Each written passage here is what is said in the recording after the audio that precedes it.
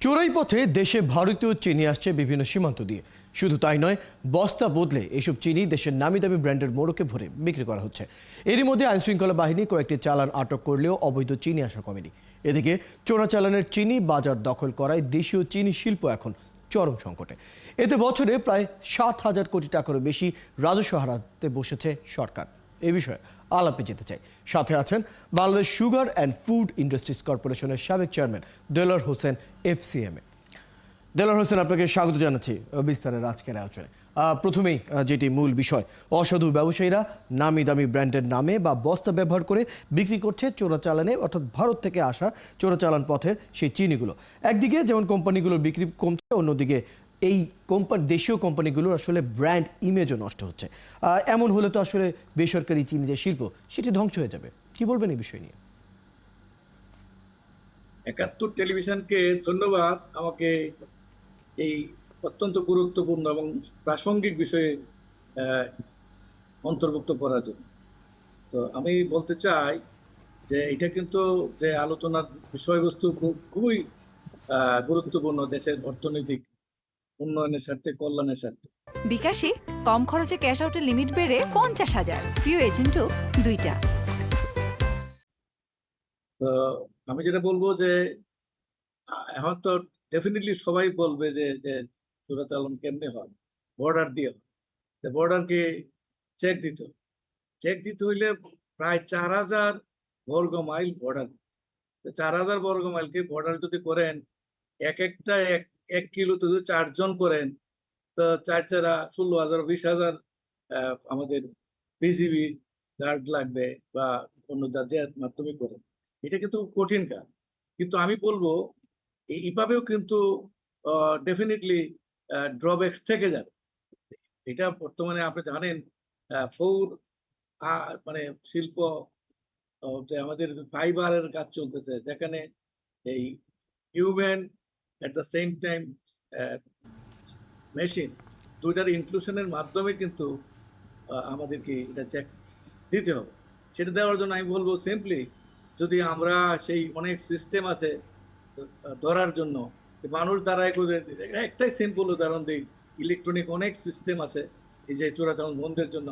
এটা এই যে মনে করেন যে ড্রোন সিস্টেম, যদি আমাদের এই তাদেরকে যদি ড্রোন সিস্টেমে কারা করতেছে কি করতেছে, এইটা যদি জনসমক্ষে আনা যায়। আপনি আজকে যে অত্যন্ত গুরুত্বপূর্ণ বিষয় নিয়ে আলোচনা করছেন, তাহলে দেশবাসী কিন্তু এই বিষয়টি আমরা তো একটা লম্বা সময় ধরেই জানি। এই বিভিন্ন সীমান্ত ধরে যখন এই ধরনের চোরাচালানের চিনি যখন বাজারে আসছে, এটি একটি লম্বা প্রক্রিয়া। চোরাচালানের চিনি দেশে আসা, বস্তা বদল হওয়া এবং তারপরে সেটি ঢাকার বা বাংলাদেশের নানা এলাকায় ছড়িয়ে যাওয়া। তাহলে এর মধ্যে একটি সংঘবদ্ধ চক্র রয়েছে যারা এটি নিয়ে কাজ করছে। তারপরেও সেটিকে নিয়ে আসলে এখনো কোনো ধরনের পদক্ষেপ আমরা তেমন কিছু দেখতে পাচ্ছি না। তারপরেও আরেকটি বিষয় উল্লেখ করতে চাই, কারণ এই ধরনের অবৈধ চিনির কারণে কিন্তু আমরা দেখতে পাচ্ছি সরকার দিনে অন্তত 20 কোটি টাকার রাজস্ব থেকে বঞ্চিত হচ্ছে। এই বিষয়টি নিয়ে আপনার কাছে জানতে চাই। আমি মনে করি এই বিষয়টা নিয়ে ডেফিনেটলি সরকার তৎপর। সরকার কিন্তু আপনি যারা বলতেছেন সরকার এটাকে হালকাভাবে নিচ্ছে তা না। যেহেতু যে আজকে আপনার ৭১ টেলিভিশনের মতো অত্যন্ত গুরুত্বপূর্ণ টেলিভিশনে যে সংবাদটা প্রচার করছেন, এই সংবাদের মাধ্যমে সরকার তৎপরতা বাড়াবে।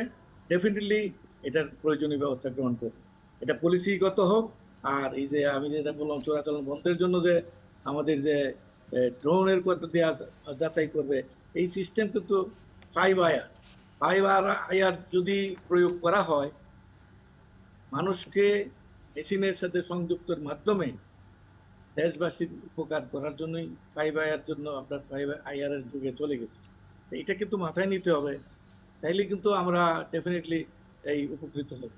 আর এনে কথা প্রসঙ্গে বলতে চাই, এটা ডেফিনেটলি আমাদের শ্রদ্ধেয় মাননীয় প্রধানমন্ত্রী জননেত্রী দেশরত্ন শেখ হাসিনা, ওনার ভুল উচুরীভূত হইলেই এটা সমাধান হবে। কেননা আমি চিনি শিল্পের চেয়ারম্যান ছিলাম, প্রায় 4.5 বছর দায়িত্ব পালন করেছি। সেখানে এই চিনি শিল্পের অনেক দুর্যোগ ছিল। আমার সময় বলতে চাই, চিনি বিক্রি করতে পারতাম না। এখন তো হচ্ছে মানে ইন্ডিয়ার চিনি ঢুকতেছে, আর আমার সময় চিনি কিন্তু বিক্রি করতে পারতাম না। এবং এই বাংলাদেশের মানুষকে সাপোর্ট দেওয়ার জন্য মাননীয় প্রধানমন্ত্রী আমার যে টেনিউরে 1 লক্ষ metric ton plus 1,10,000 metric ton চিনি আমদানি করেছিলাম।